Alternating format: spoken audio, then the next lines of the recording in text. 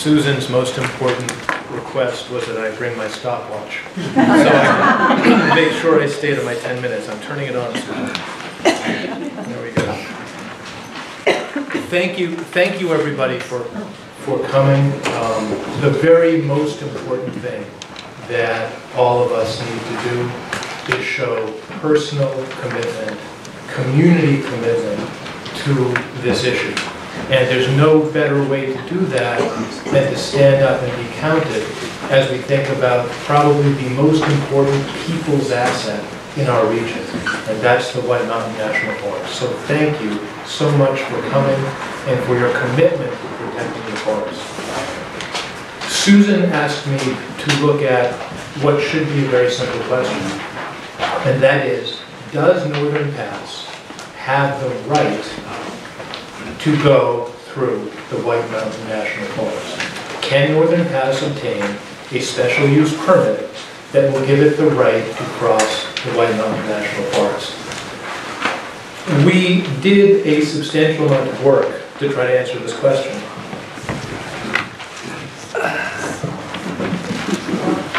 This is the White Mountain National Forest Land and Resource Plan and its related documents, the environmental impact statement, comment summaries, and the like. It's very big. Sandy and I read it cover to cover. We also looked at the recent precedents elsewhere in the U.S. involving crossings by transmission lines of national forests or national parks. We did so with a different perspective than we usually take. We didn't say, let's figure out what arguments we can raise to make it difficult for Northern Pass. Instead, we said, let's look for the right answer. What is the right answer to the question? Can Northern Pass cross the National Forest? We looked principally at the National Forest Management Plan. There's a whole nother set of stuff out there, federal energy policy, that we'll talk about very briefly at the end of the session. But our focus is, does the White Mountain National Forest Plan allow this use? We have three conclusions. First, in our view, Northern Pass, as it is currently proposed, that is with above ground towers, even the pretty V-strings at 85 feet, Northern Pass, as currently proposed, the White Mountain National Forest crossing does not meet the high hurdles that are set forth in the Forest Management Plan. Does not meet them.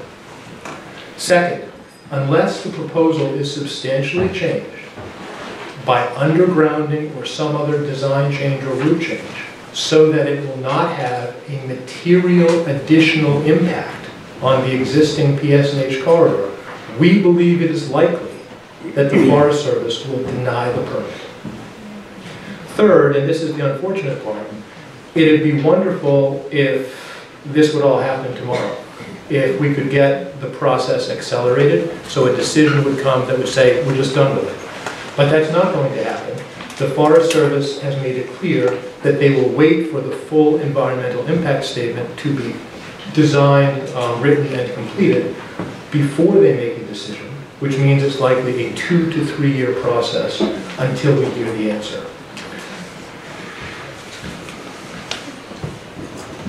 A couple of words about process that have happened so far. While all of us have been busy on other parts of Northern Pass, an awful lot has happened in the White Mountain National Forest.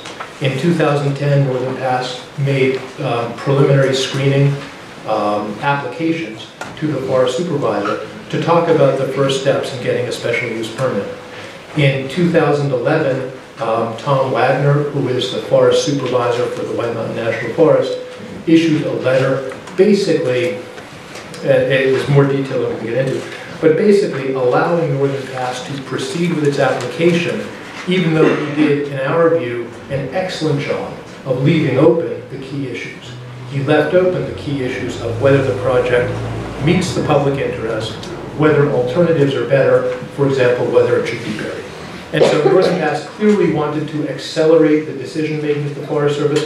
We should all give some kudos to the Forest Service for taking care to be sure they didn't answer questions before they should.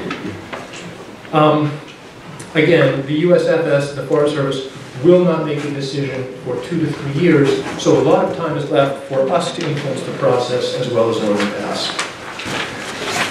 When we tried to answer Susan's question of whether Northern Pass has the right to cross the forest, we looked for the clearest sets of rules that would be applied in the forest plan to Northern Pass. As Becky mentioned, there are hundreds and hundreds of possible impacts, from wildlife to health to recreation to tourism to habitat, soils, everything. The whole range of matters that's covered in the plan is open for discussion in terms of impacts. We tried to focus, to come to a quick answer, we tried to focus on very specific bright line areas that we could all use as ways to understand what the plan really is all about and what it says, and whether in fact this line qualifies or not.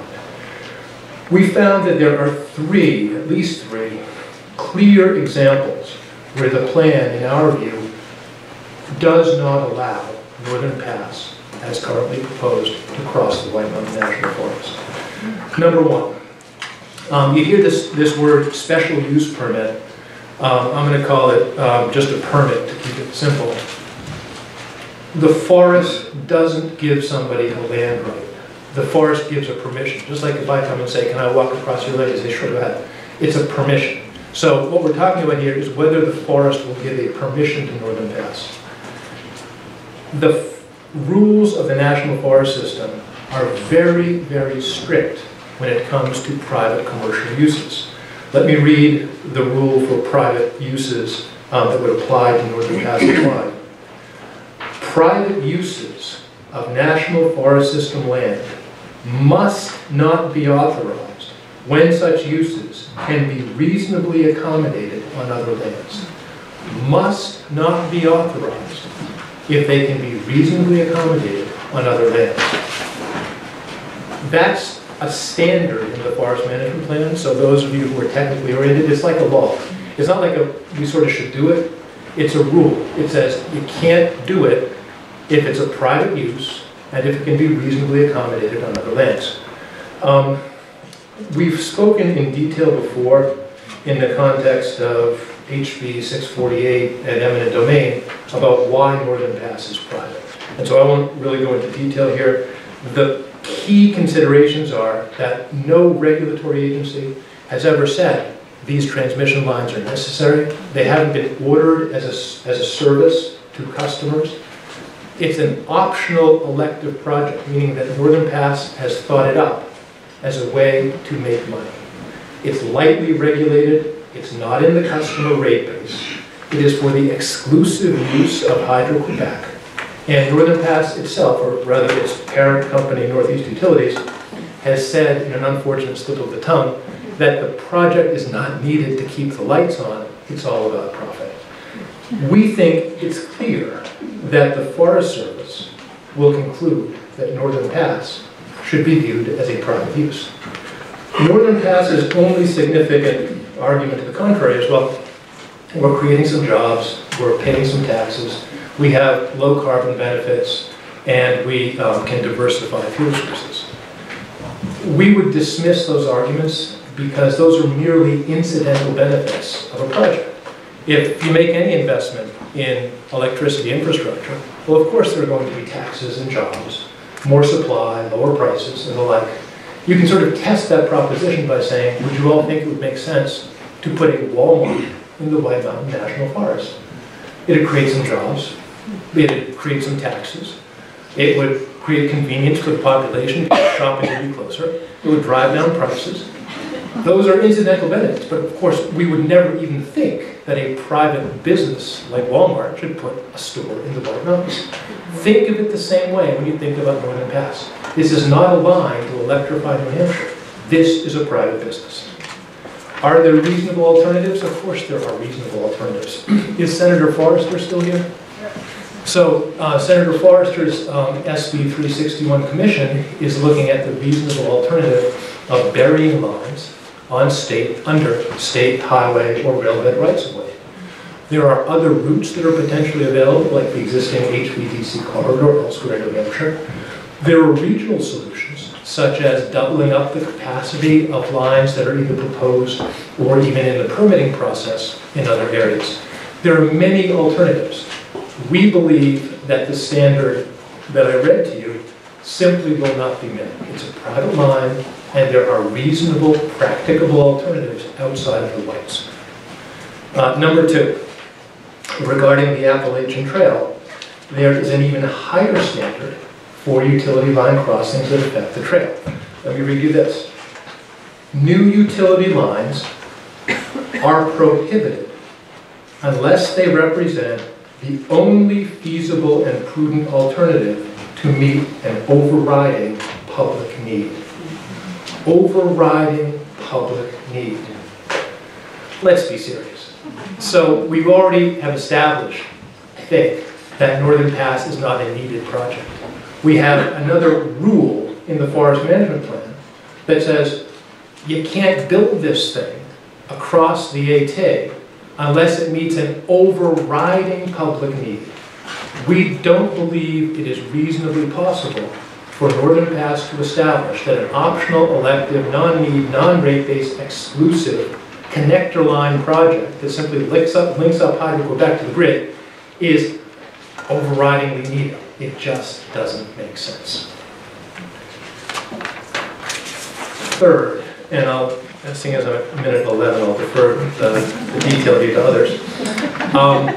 The third impossible hurdle for Northern Pass, and we think this is impossible, is scenic impacts for the lines. Ken will talk about scenic impacts, and Hawk may as well. The bottom line is that in certain management areas of the forest, you aren't allowed to build things under shall rules if they have a material impact on the scenic objectives for the area. For the AT management area, those objectives include high and very high, which basically means you can't change the landscape. If anyone has the presentation, take a look at page 11, which is Northern Pass's mock-up of its V-string towers. And look at that little shaded area, which is the existing towers, and look at those massive things, which is the new project. Again, folks, common sense. Could anybody look at you with a straight face and see the change between that little shaded background thing and these